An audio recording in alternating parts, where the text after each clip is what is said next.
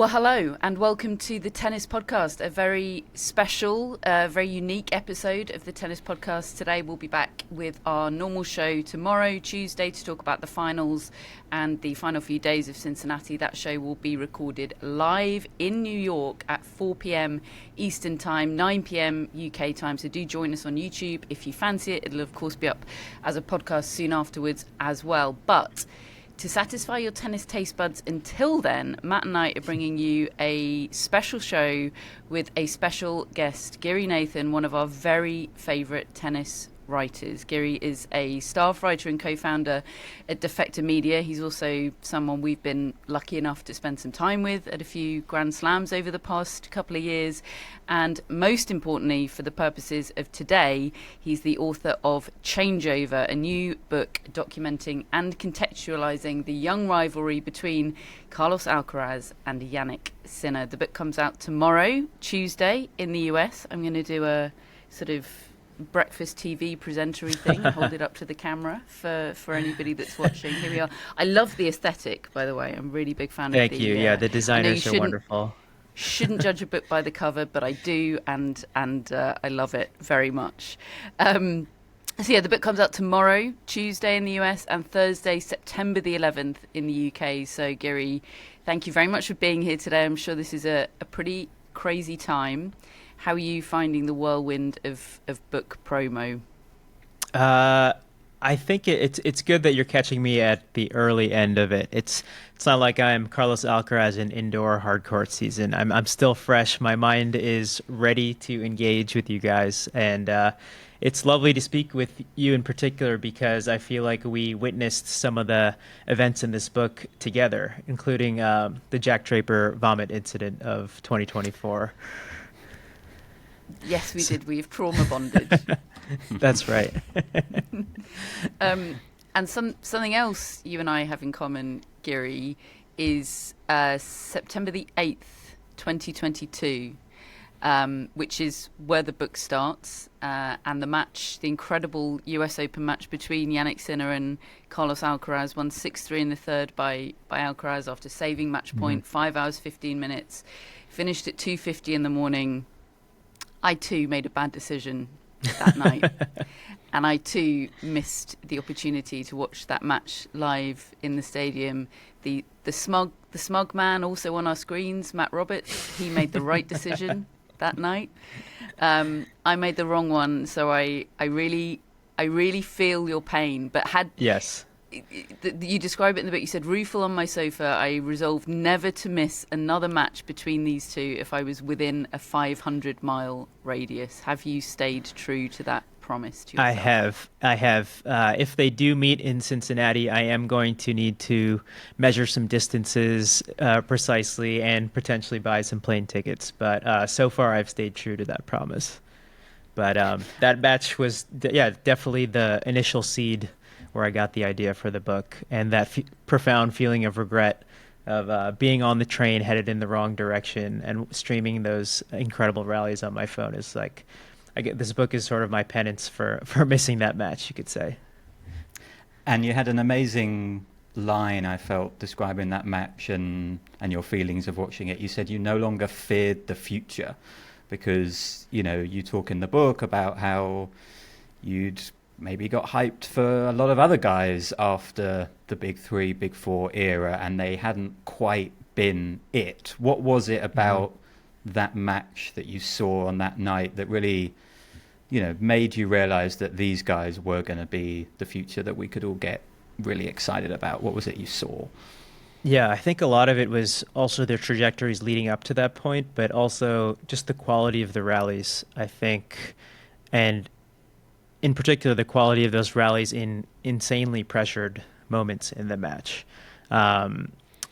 Sinner's ball striking is the kind of thing that just leaps out at any tennis fan when they see it. I think it was on maximum display in that match, and it was contrasted nicely with Alcaraz's ridiculous variety of shots, including that behind-the-back one, that mid-air passing shot, which I'll never forget, and was sort of the shot that kind of blasted him into wider consciousness, I think, along with that whole U.S. Open run. But those rallies were unlike anything I'd seen between any other pair of players who were kind of coming up on the tour. I think you could look at it a lot of different ways, just the depth, the spin, but also the angles and the improvisation. I think they were clearly both comfortable in a variety of challenging court positions, whereas some of the players we'd seen come up, your Medvedev, your Zverev, had more obvious limits and certain patterns that they like to stick to. But this was pure, spectacular tennis for almost 5 hours and 5 hours and change, if I remember correctly. So I think as a whole spectacle, it was just this has to be the future. That was kind of my takeaway from it. We'll come back to Medvedev because he gets a chapter, doesn't he? He gets it. He does. He gets a very generous cameo. treatment in the book. Yeah, yeah. Were you looking for a subject for a book? Were you waiting for inspiration to come along? Yeah, I'd been writing about tennis for 5 or so years when this idea took shape, and I think I was just waiting for something that I was excited enough about to fuel an entire book's worth of writing. And I love the idea of structuring a book around a rivalry. Levels of the Game is a classic of tennis writing, and it was a matter of finding the right one to latch onto, and then watching that match, and then the next year that played out, I started to feel that Jannik Sinner was closing the gap with Carlos Alcaraz, and that maybe this would be worth hanging a whole book on. But I love rivalry as a framing device for a book because with a dual profile, you get a built-in kind of foil. So there's contrast in playing style and temperament. And it just so happens that these guys contrast very satisfyingly. And there's a lot of little details you can draw out over the course of a book.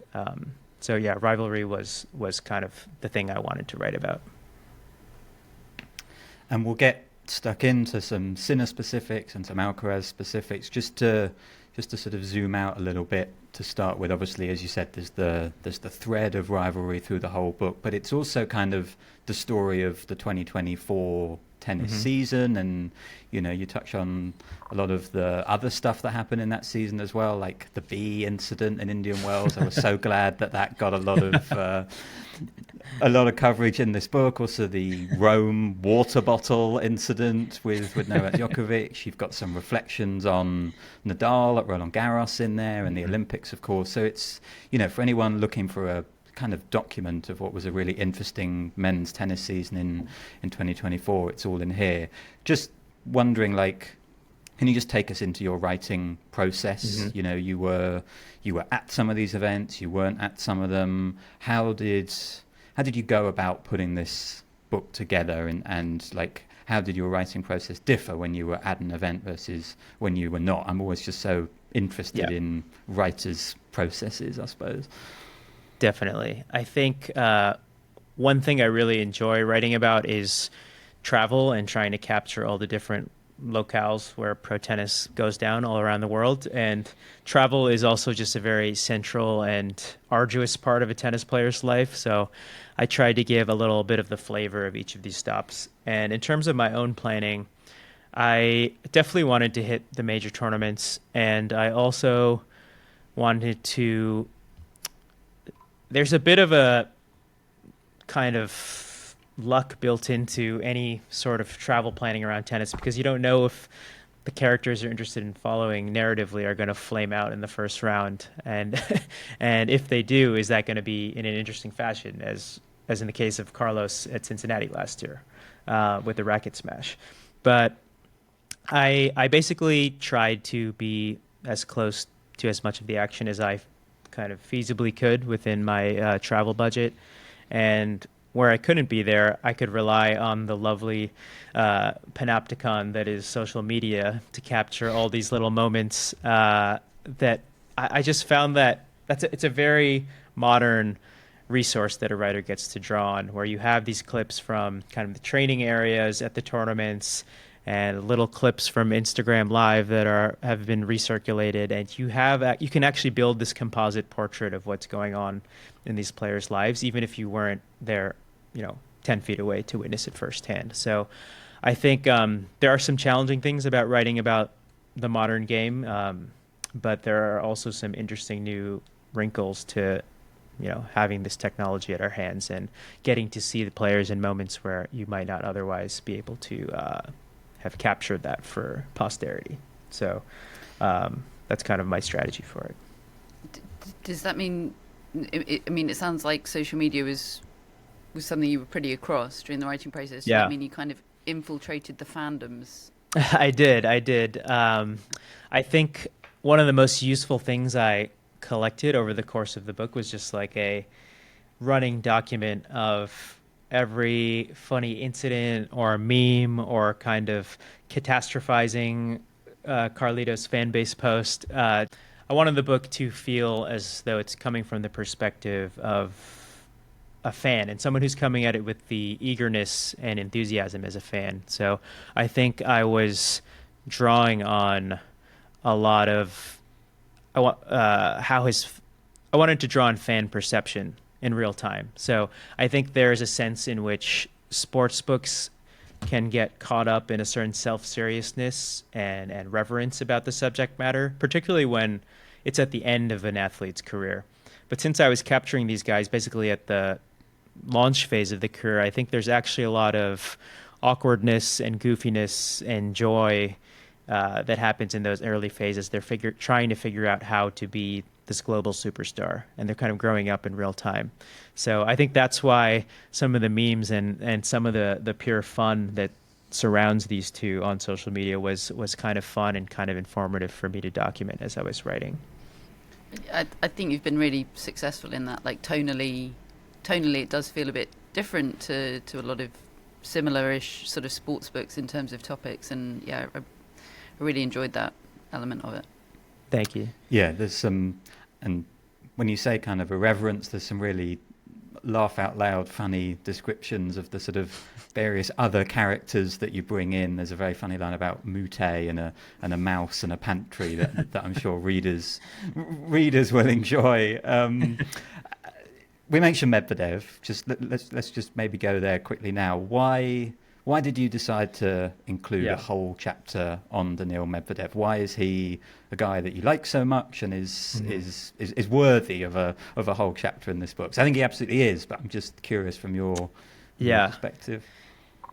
I first find him one of the most compelling talkers in tennis. So I think that's what really captured me as his personality is what took me in. And then I realized he is sort of this tragic comic figure on the ATP where he's immensely talented in his own right, but he's also trapped, kind of pinned between these two really legendary generations, or one we can confirm to be legendary and one that's shaping up to be. And he did manage to sneak in his one major title, which I think will make him stand out as an interesting little anomaly once we zoom out and look at this era perhaps a decade from now. So, but I also just love what a contrast he is in personality to what a quote-unquote tennis great is at the time in this modern era. And he has kind of bristled at the the civility and the grace with which the big three have conducted themselves, and which it seems like Carlos and Jannik are mostly conducting themselves too. He has just really been himself at every single second of his tennis career, and that has led to some catastrophic moments and some hilarious moments and some really oddly insightful moments, even when he just reflects on the tour in an offhand way and walks you through little tactical details in a match or reflects on his colleagues and what's unique about their games. And he has his own blind spots, which I think you guys have spoken about really insightfully on the podcast before too. But as a whole, I just find him such an interesting witness to the modern ATP. And having seen the big three, now subside mostly, and seeing these new two rise up, I just think he's the best possible observer or commentator we could ask for. It's kind of, whilst trying to remain as objective as possible, it's kind of a shame for us that he's losing his relevance, isn't it? Like, he's no longer a staple on media day because he's not so relevant at the top of the sport. But you kind of still want to get him in just to exactly quiz him about his observations on the rest of the sport. I think just before we get into some specifics on each of the players and all of that, I feel like we have to ask about the elephant in the room, which is their 2 Grand Slam finals. They've played this summer. So those aren't covered in the book. Yeah. Is there any frustration to that? Like, how did you feel watching? Like, I totally understand that you had to put an end point on this, right? Mm-hmm. You could have kept putting it off, and ended up publishing it once they were both retired. How did you feel once their Roland Garros final was set, and how did you feel watching it, and how did you feel after it? I think it was really healthy for me and my editor to decide to put just the end of the 2024 season as kind of the frame of the book. And we kind of knew that there was going to be this infinite treadmill otherwise of just trying to keep up with all their accomplishments. We definitely didn't know just how spectacular that those slam finals were going to be this summer. And doubling my frustration, I was also on parental leave over the summer, so I wasn't writing as much, and I kind of wasn't able to, metabolize that tennis match the way I normally would. So there was a feeling of, man, I really would love to document this too, but the way I've been coping in my head is we can roll it into the paperback edition or into the sequel. So these guys will give us plenty of fodder over the coming years. So I think I had to be okay treating 2024 as kind of the framing device of the book, and we'll check in with them another time if I'm so lucky. They're going to keep writing sequels for you for the next decade. Lucky you. It looks like it. We'll see.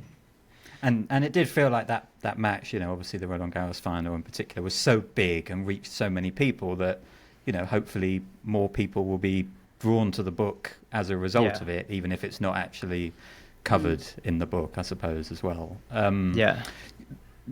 Just to focus on Sinner for a little bit, we talked about your writing process, and I imagine there was quite a big moment in the 2024 season where suddenly, you had a whole new chapter, and you were looking at Sinner through a different lens, and obviously that's the moment that his doping violation becomes public. Can you tell the story of the day that you had, being in the airport with Jannik Sinner when he found out? What was that like for you?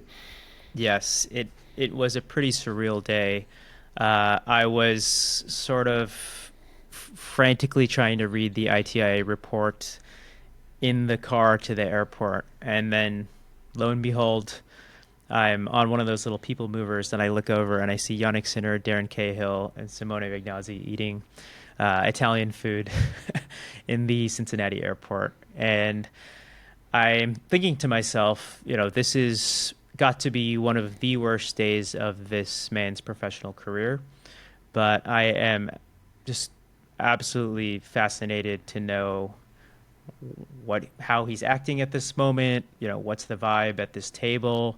So I kind of observe them for a bit, and then I decide to approach them. I've been talking to Jannik in press conferences all week, so I should be a somewhat familiar face.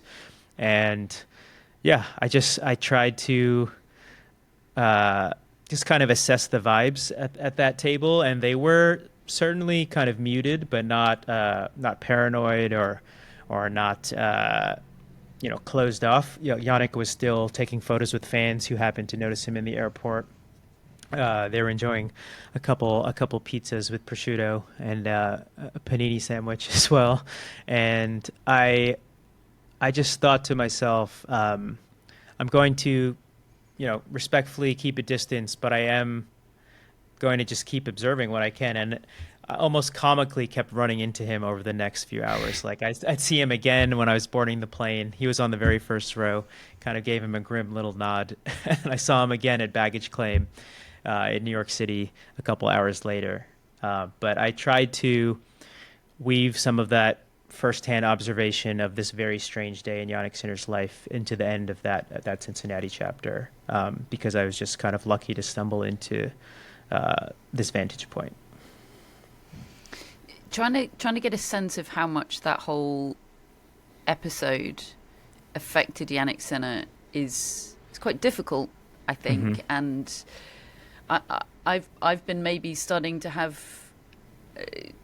evolve my thoughts on how it might have affected him this week as a result of watching him in Cincinnati, because he suddenly looks so light and free on the court, even more so than he did over the summer. Maybe he just loves being in Cincinnati. I don't know, but I'm starting to wonder if maybe the fact that he won 2 Grand Slams during that period, he won the next 2 Grand Slams after that the doping violation became public, whether that kind of was a fig leaf for how much it did affect him emotionally and away from the tennis court. Maybe he is just one of the world's great compartmentalizers. Like, in hindsight now, what is your sense of how affected he was by it all? It's a case where I'm really grateful to have my kind of contemporaneous notebooks from that season, because I have a lot of observations where it's just like, Cincinnati last year, the vibe in the Sinner camp is very odd. He's not really looking at his coaches. He's looking extremely kind of morose and almost sickly in between points. And going back and understanding what was actually happening during that time, his last hearing for this ITA, the initial ITA ruling, was during the tournament. He had like a 6-hour Zoom call during the tournament. So he kind of knew this was hanging over him like the sword of Damocles. And no matter how well he did the tournament, he went on to win it. He kind of knew he would have to reckon with this reality at the weekend. And I think I try to set it up in the book as, there are these moments where we see Jannik kind of visibly, physically unhappy, including the Wimbledon quarterfinal against Medvedev, where, he has that brief medical incident and he's taken off the court and he just looks quite pale. I try to take those moments and set them up narratively so that, if a reader's coming to this in a decade and they don't know the story's not at top of mind, I kind of let these moments play out and then bring in the explanation at the point in the season when we found out. So it's kind of like, okay, this fills in, this information helps explain some of the sort of mystery, unhappy Jannik Sinner over the course of the season. Because that's really how it felt to process, the news in real time. It was like, as soon as that happened, I'm like, oh man, he was talking about like sleepless nights in Wimbledon. He was talking about, the feeling of foreboding, and also the feeling of, I'm quite unhappy because this process is playing out, but I can't actually talk about it to anyone. And even though I'm winning and having this historic season, and people are asking me in the locker room, like, what's up, man? Like, you seem a little down. I can't actually explain that to anyone.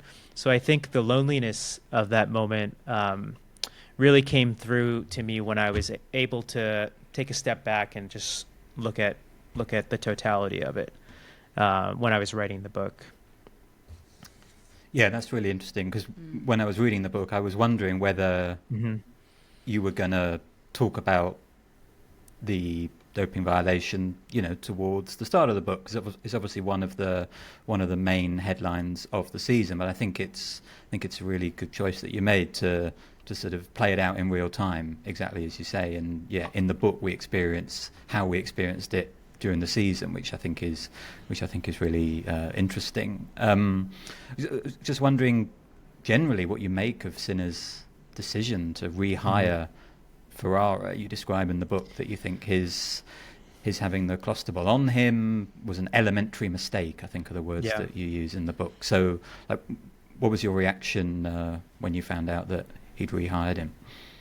it actually added another layer of confusion because I still find the fact that he brought the clostebol containing spray on a work trip seems quite avoidable mistake. And there are any number of topical cut creams for personal use that someone could bring that won't get your player in trouble with doping authorities, but with cross-contamination. But it is this interesting contrast between Jannik Sinner as the ultimate no-nonsense, business-like character, and then this sort of strange swirl of chaos that does surround him. And the rehiring of Ferrara, I guess the way you can make sense of it is that, they're kind of shunting all the blame onto Naldi as the one who made the critical error of actually applying the spray and then administering the massage. And I suppose if Jannik believes enough in Ferrara to bring him back on, then he doesn't think that it was such an error to bring the spray on a work trip at all. But I guess that's just a difference of opinion between me and Jannik Sinner. I wouldn't want to be even in the vicinity of something like that, having now seen what woes it can cause you as a tennis player. Last couple sort of specifically on Jannik Sinner, obviously sort of the inception of the book comes around the time of that 2022, or at the time of that 2022 US Open meeting. Alcaraz goes on to win that US Open. It takes Jannik Sinner a while for him to reach a level footing in that rivalry in terms of becoming Grand Slam champion and a world number one. Obviously, once he did, once the floodgates opened, he couldn't stop. He can't stop. But a passage here that Matt's picked out, sort of capturing the incredible leveling up he had from 2023 to 2024. By September 2023, given the same set of facts, a tennis fan could tell two stories about the 22-year-old Jannik Sinner. The more pessimistic read, a solid top 10 player who thrived in the best-of-3 set format, had middling head-to-head records against elite peers and struggled with his stamina and late-game exposure in best-of-5. A more optimistic read, the heaviest hitter on tour, a technical marvel who just needed to build up his body and serve, and then he'd seize multiple major titles. There was no real consensus. Now, obviously, we know which of those reads ended up being the right one, but truthfully, at the time, which side were you on? Yeah, and I can't claim to be a good tennis talent scout because I've praised many false messiahs on the ATP in years past, but I do think I saw something in Sinner with the ball striking just seemed to be the bit that you cannot teach, and I felt that he could physically make up the gap in time. He was still very young at that time, and I was willing to bet on him closing that gap, so much so that I was willing to hang this book idea on the idea that he would close that gap. So I think with Carlos, it was a much clearer kind of classic prodigy arc where he was extremely successful at previous levels of tennis and won his first ATP match as a 16-year-old. And with Jannik, it was more a bet on certain technical aspects of his game and his general temperament, and just thinking that he would be able to work out sort of the stamina points and the conditioning points. And, some of those head-to-heads against the Zverev and the Tsitsipas's of the world would even out over time or tip in his favor. And then what I couldn't have predicted was just how fast it all happened. So that's credit to Jannik Sinner, of course. Did you find yourself rooting for him in slams? Like, I've got a book riding on this, Jannik, come on.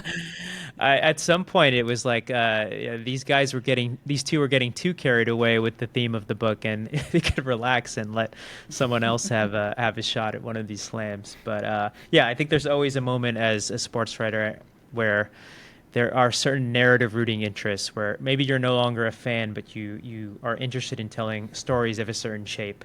And in this case, I was definitely interested in Jannik Sinner closing the gap to Carlos Alcaraz, for sure.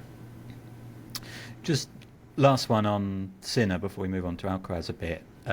Something that comes up in the book, which I thought was really interesting, is kind of how he's viewed and perceived in Italy. You kind of set up this contrast where I think you encountered a journalist who said that he'd rather sleep than watch Jannik Sinner matches, and you describe a sort of takedown article that was written in one of the Italian papers, but then you contrast that with your own experience in Turin and seeing and hearing the love for Jannik Sinner, and I know Catherine has felt that as well at that tournament.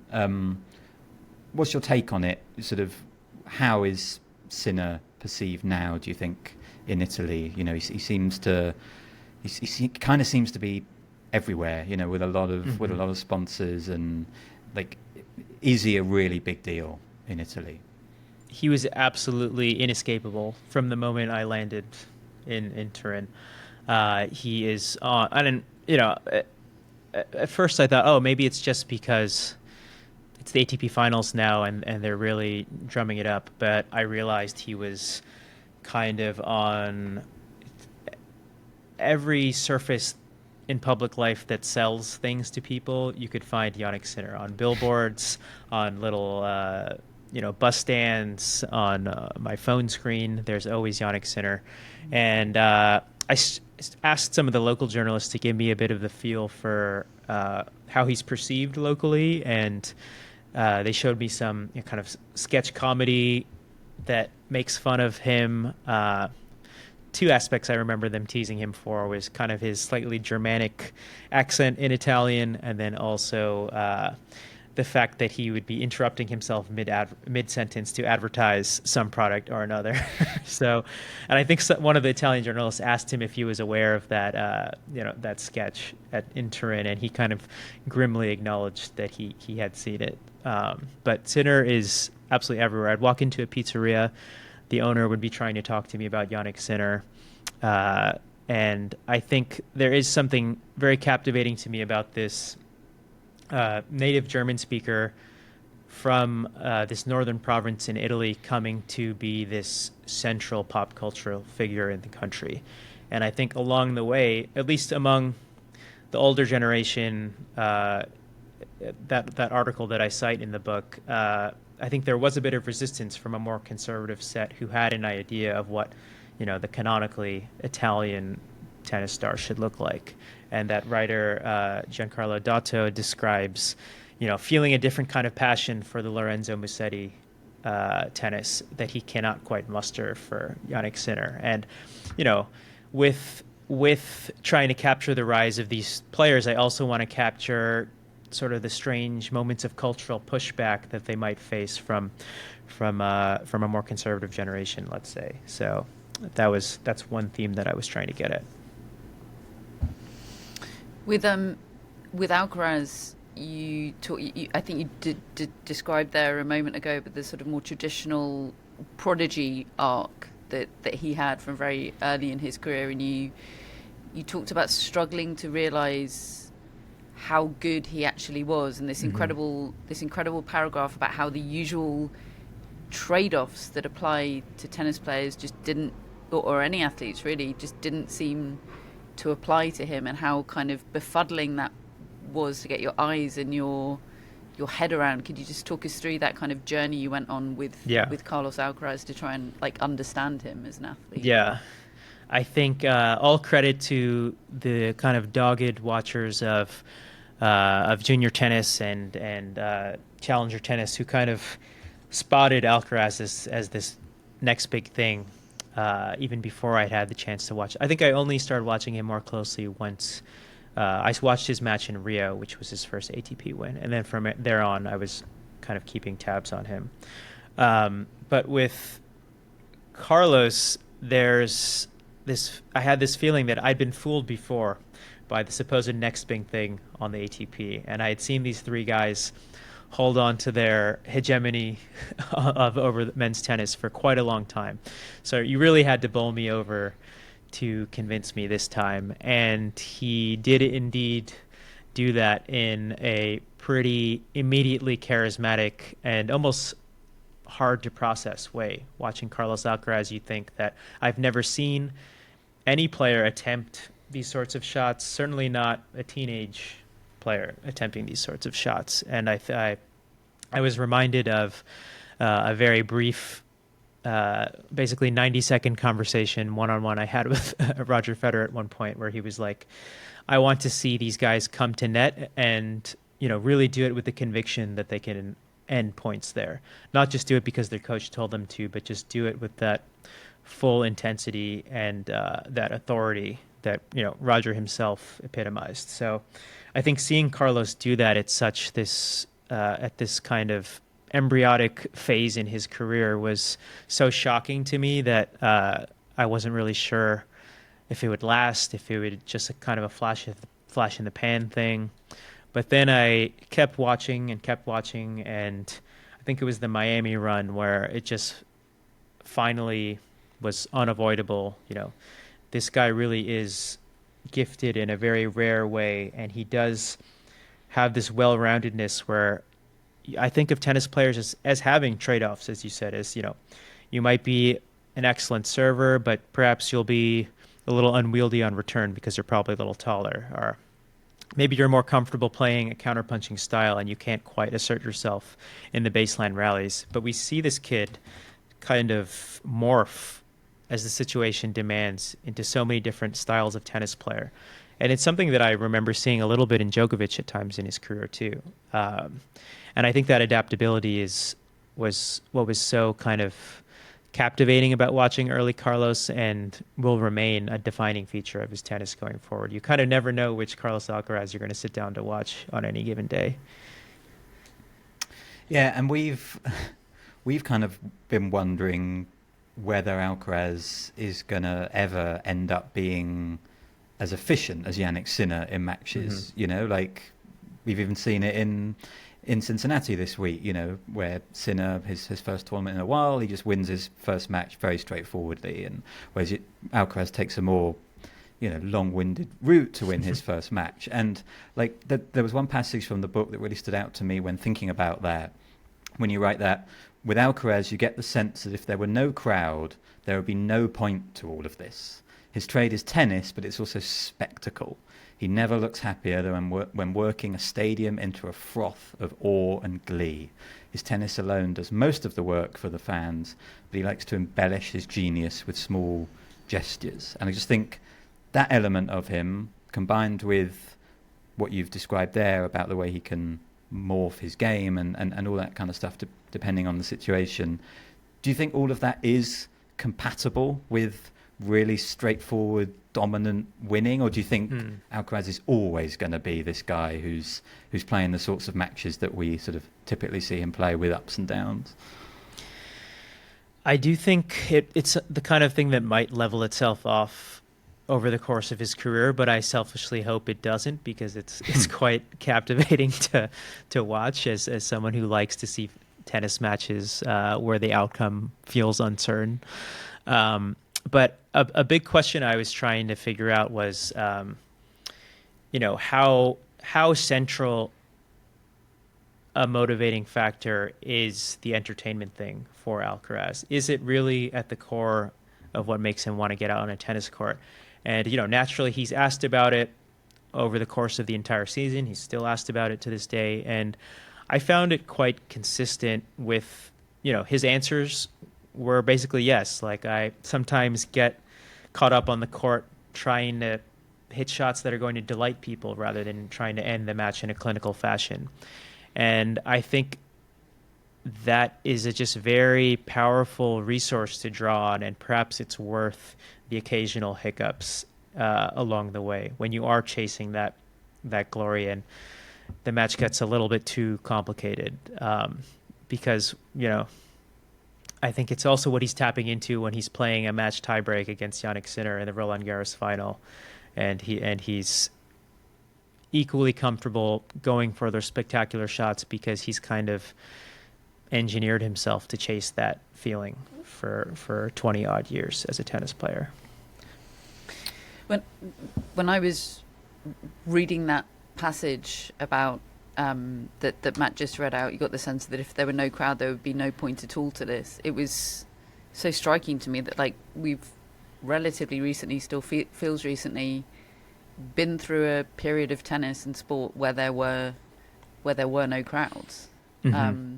And Alcaraz had turned pro at that point, but was just lucky enough, I think, that it was, it was challenger tennis mostly that he played in 2020, I think, in a few qualifying tournaments. But I do have a sort of pretty unrefined theory about a very particular age of tennis player that were hit at the worst possible time by the pandemic. And I do just wonder if Alcaraz had been like a year older and it had hit him at a slightly more developed stage, whether it could have derailed him a bit, or I don't know. It's just something that really popped into my head when I was reading that passage. Yeah, that's a really interesting point. I think one of my other pet theories with Alcaraz on that point is he's of the member of this. He's part of this generation of athletes that basically grew up with the highlight reel as kind of one of the main, it's like the main fodder of sports fandom now for young people is the highlight reel, and you got to think there's some connection between that and the way he set out to play tennis. That little inkling in his head that's like, maybe this will be on tennis TV if I can pull this shot off. Perhaps not consciously operating that way, but yeah, that's great. He's such a product of his generation, isn't he? Matt's often made the point when we've talked about, perhaps we haven't done this for a while, but his seeming over-reliance on Juan Carlos Ferrara at points in his career. He's never really played tennis without the sort of anything goes with on-court coaching rule. He's very, what is he Gen Z? Yeah, he must be Gen Z. He's I think so, too old to be Gen Alpha. Yeah, he's the ultimate Gen Z.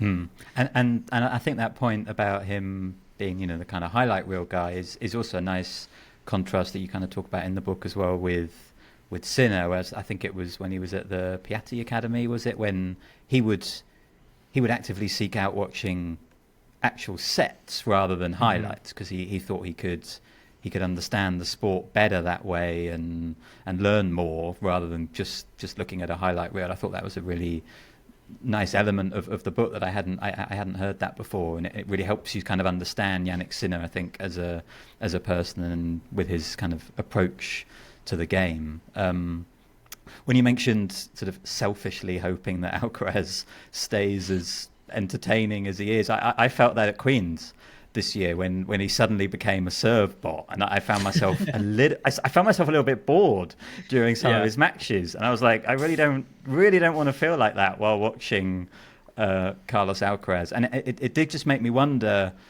You talked about part of what made the 2022 US Open match so good is that their serves weren't as developed then, and therefore they ended up in these crazy rallies all the time. Kind of every rally was starting at neutral again, and they were able to use their ball striking and athleticism to create these incredible rallies. And it kind of got me thinking about the rivalry generally and how, the Roland Garros final this year being so good. Do you think maybe some of their best matches might come on clay in future? I know that they've had two big Roland Garros matches, and you kind of described the one in 2024. I think you say actually it was shit, but in 2025 it was incredible. And is that a theory that maybe you could get on board with, where like, because the serves which have developed, particularly Sinner's, might be a bit more neutralized on the clay, like we could see their most spectacular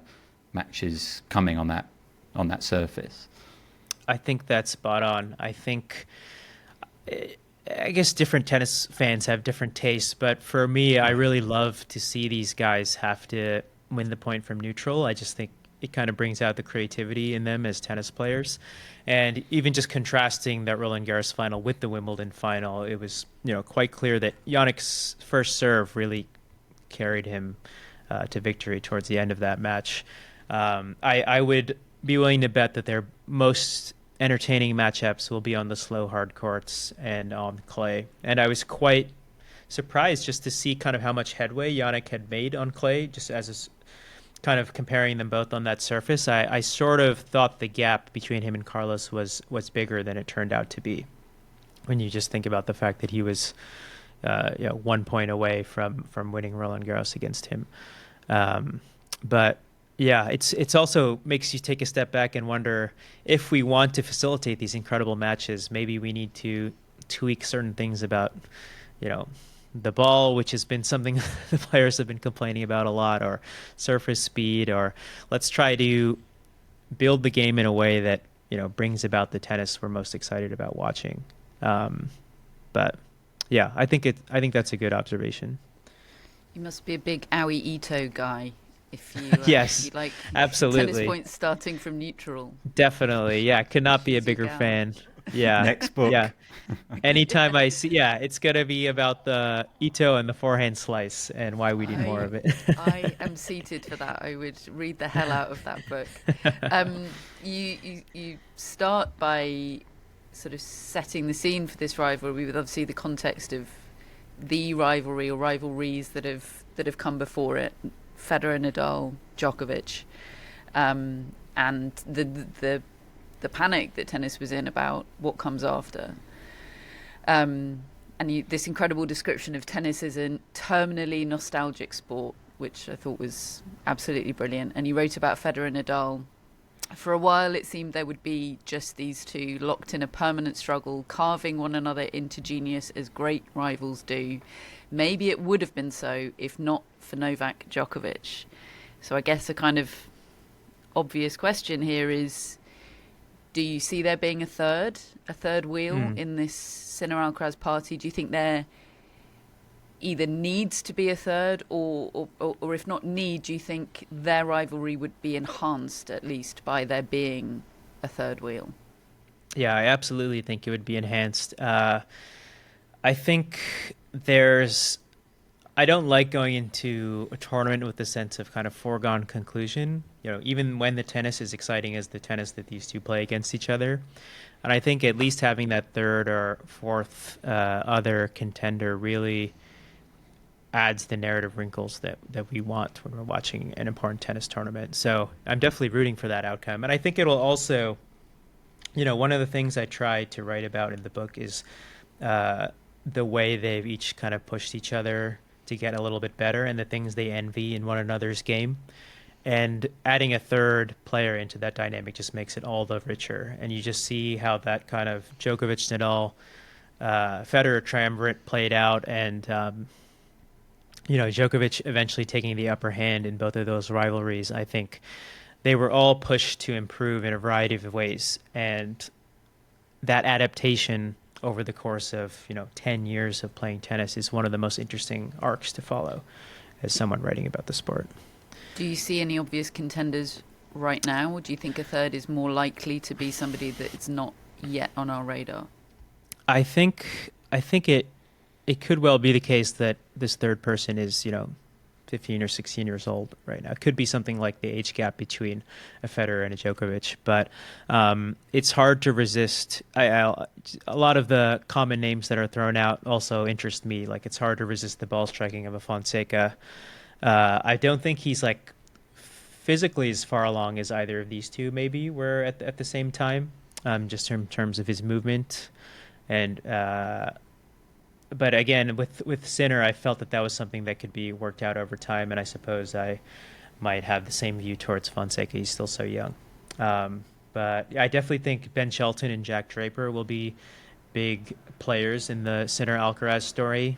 I would love for them to close that gap as much as possible and keep these matches interesting. But I'm curious what you guys think. Do you think there will be kind of a Djokovician interloper in this rivalry? I'm actually leaning maybe not. You know, I think that line you had about sort of we're always trying to make sense of the sport's future by using its past is kind of maybe what we're doing here, and maybe trying to like force someone to become a third when maybe it's possible that this one isn't like the past era, and actually Sinner and Alcaraz are just ahead. Like, I don't think they're going to win every slam, you know, between them for the next 5 or 6 years. I'm sure there will be people coming in there, but in terms of like sustaining it right now, I can't really call anyone. Mm-hmm. Yeah, I think there will probably be periods where it will feel like there's a third, but I don't think any of those periods will be anywhere near as long as the Djokovic, Federer, Nadal, occasional Andy Murray, well, not occasional, but slightly briefer Andy Murray. Interesting that you've put Ben Shelton in there. Would you have done that before Canada? Have you always been a Ben Shelton believer? No, definitely not. I think my view of him has changed dramatically since writing this book, and then even in the last 3 weeks. So I think that he's kind of rounded out his game in ways that I didn't expect him to. I think he's much more solid off the backhand wing and putting that athleticism to use with some all-court tennis. But I think that Shelton has definitely outpaced my expectations for him, and I often forget that he's roughly the same age as these guys and will be a contemporary of theirs for as long as they're around. So, and has played so many fewer slams, right? Yes, that too. Yeah, interesting. Since we've got you in US Open week, Giri, there was a little bit in the book that really interested me as well, where you write about the US Open, and I haven't been going to the US Open for that long, but I think even in the time that I have been going, I have sensed a kind of shift in that tournament, and I think we're seeing it kind of this year as well with the reimagined mixed doubles and the matchmaking idea that they've got. It's kind of it's kind of a shift towards it's kind of a shift towards, I don't know, trying to attract a younger audience, maybe trying to tap into the sort of celebrity.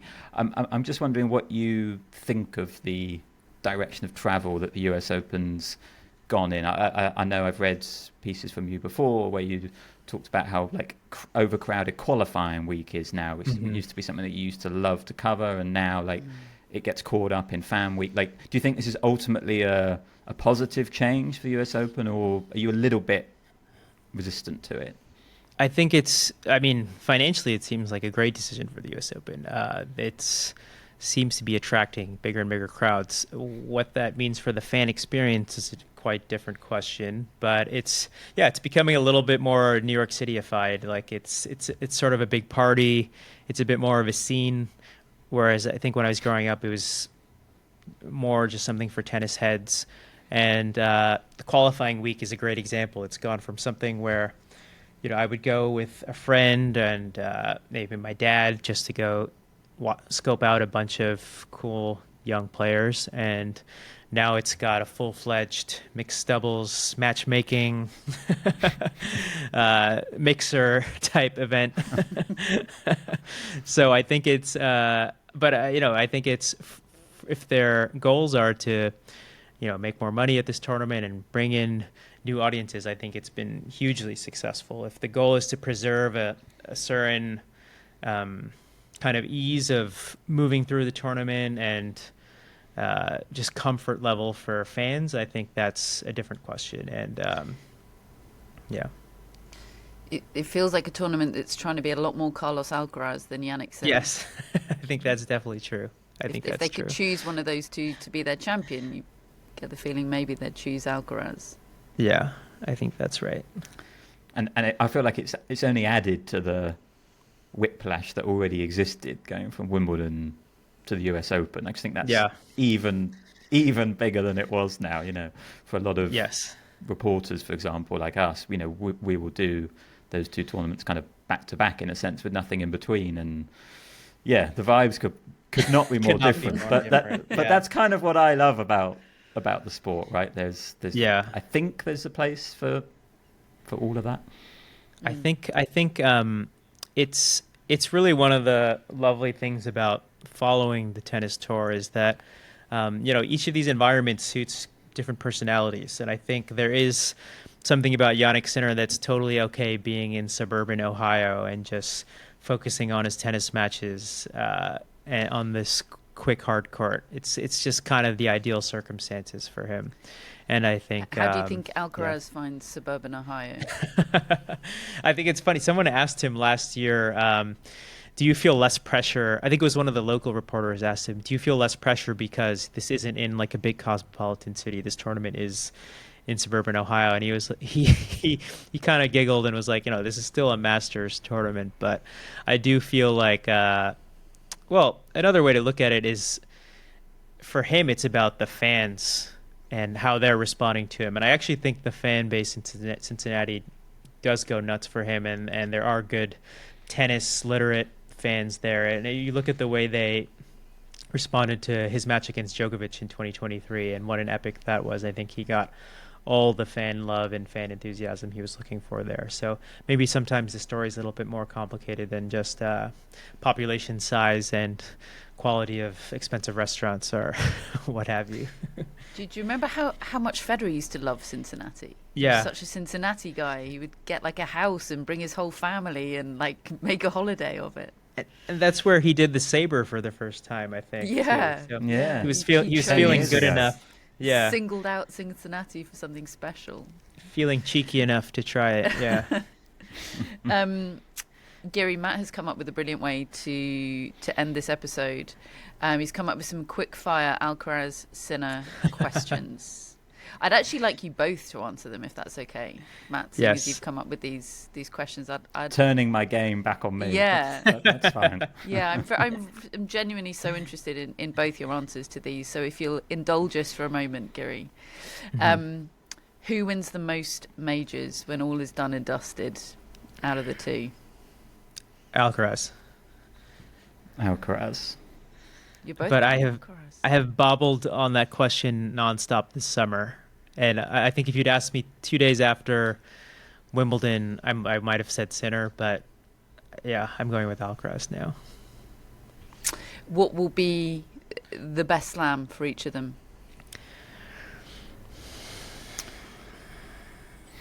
I think it'll be Australia for Jannik. And I'll go with... Very Djokovician of him. Yeah. I'll go with Roland Garros for Carlos. Damn, Matt? stealing my answers. Yeah, I think...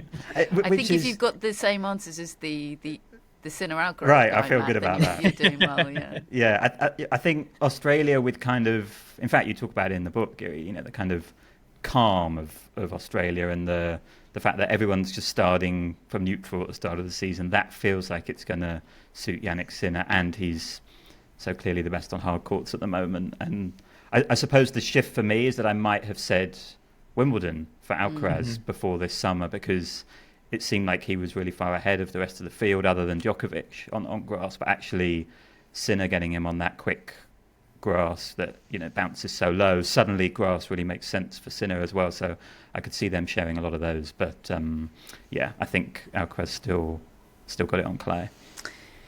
Who will get to the career slam first? I love this question because obviously Alcaraz is going to have the first pop at it. Right. Yeah. And they're going to take it in turns to have a go until it's like a game show. It's amazing. This is where I'm thinking Sinner. I think Sinner too. It's also so weird to look at it in retrospect and realize that Sinner was 1 point away. We couldn't have known it at the time, but I think he has a better look at Roland Garros next year than Alcaraz does in Australia next year. But I do think it's going to happen pretty soon. One of these guys will put it together. Why? So relatively speaking, do you think Alcaraz has a slight Australia problem? Yeah, I think this is a very, loose theory, but I feel like Alcaraz does have these incredible spells, these incredible dominant runs, through the clay season this year. But I think sometimes it takes a little bit of time for him to switch on, and and I think the off season, he often talks about how it's not quite as restorative as he wants it to be, and some of that's his own doing. He's picking up tons of exhibition matches and collecting nice paychecks all over the world. But I do think he hasn't been as locked in Australia as he has been at the other slams so far. But this is a very loose theory. But he'll win it one day. I do think he'll win it one day. I realised the other day that I'd never even considered that Alcaraz wouldn't win the career slam.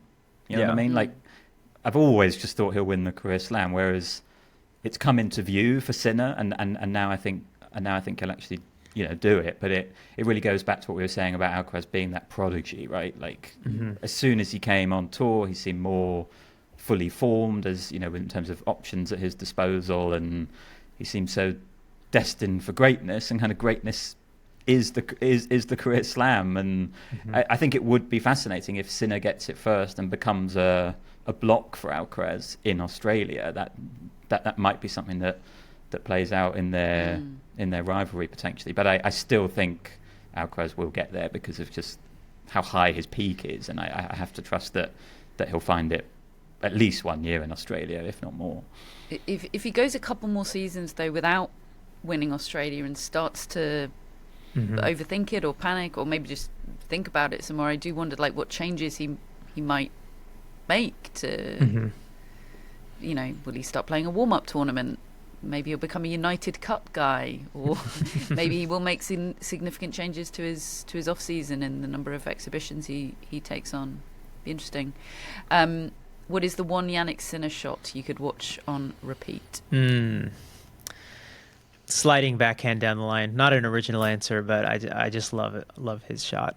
I think he's a worthy successor to the Novak sliding backhand down the line. And the fact he can do it on a hard court, the hard court sliding is. Matt?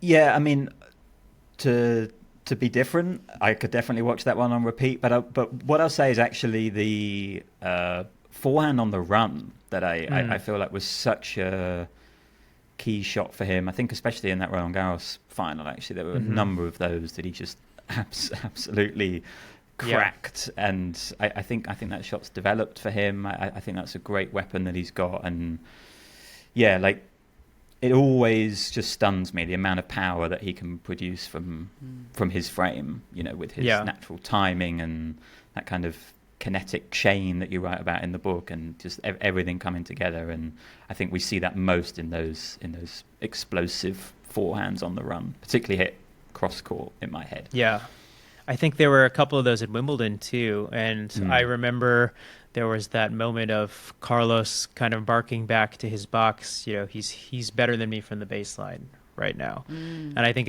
that shot, that in particular, that cross-court running forehand from Jannik was one of the shots that was making him feel that quite acutely. One Alcaraz shot you could watch on repeat. Quite a lot to choose from here. Oh, man, yeah. I'll think go it's... if go you ahead. want time. Please. yeah, please go. I love the fake drop shot that he, you know, on the forehand that he ends up just slicing and hitting it deep, and it just takes such. Like, he makes it look easy, but like you could so easily look an idiot, I think, hitting that shot. But his combination of timing and touch is pretty genius on that shot, I think, and sort of befuddles opponents. I love it when he does that. That's a great shot, great pick. I think what I love about it most is he's already planted this seed of doubt in the opponent's head, like, oh, you know me as the drop shot guy. Now you're scared that I'm going to go for the drop shot. And then he's adding another layer of complication, being like, well, actually, from the same setup, I can just go deep with the slice also. I think for me, it's got to be the half volley, maybe the one where he's doing that kind of joyful little skip when he's caught in a position in the court he knows he shouldn't be in, but he's just so flagrantly talented with his hands that he can just pick up those half volleys anyway. I just love those. Yeah. Final quickfire question. Who will be the next guy outside of Sinner and Alcaraz to win a major? You've kind of given us the shortlist. Yeah, I think I would go at this point Draper, and I'm actually not sure I would have said that at kind of many points in time, really. But I just think if he can keep improving at the rate that he's improved this year, and with the kind of weaponry that he has, I'd go Draper. But I don't feel confident about that. I think I would go Draper.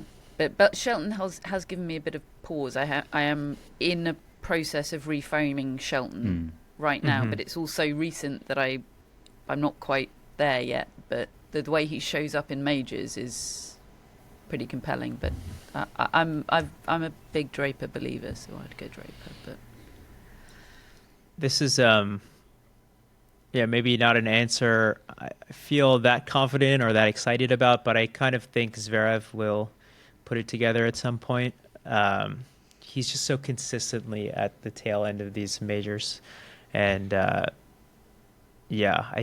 do think it will happen at one point or another. He'll be there to pick up the pieces.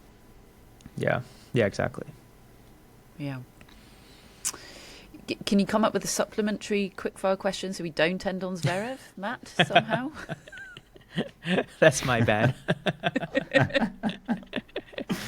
Well, what about, Novak Djokovic being such a big element of the book was really interesting. Do you think he's got another major in him, or do you kind of subscribe to the theory that I think certainly I think Catherine has as well, that yes, he might be the most likely guy still to reach the semis, but there are maybe other guys now who are more likely to actually beat Alcaraz and Sinner, maybe just, with his body breaking down and what it takes out of him now to kind of live with those guys. Do you think he's got another major in him or not?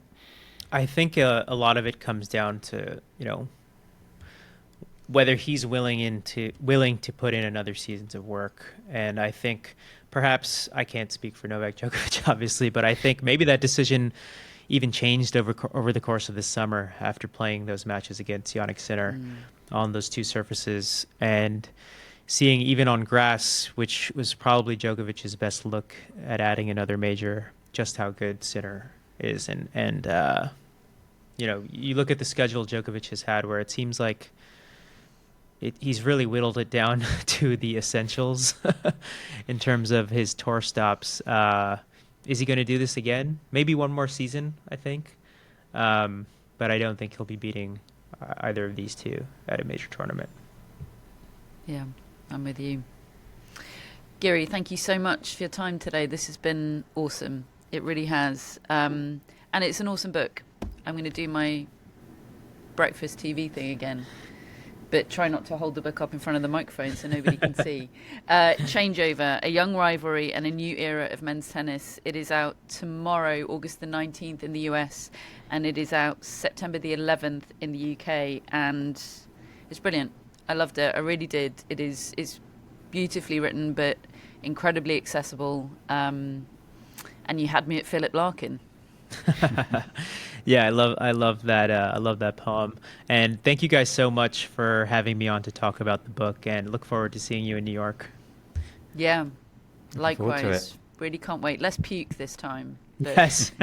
Same amounts of fun, I hope. That's great. Giri, thank you so much. Thank you all for listening to the Tennis Podcast. We will see you in New York.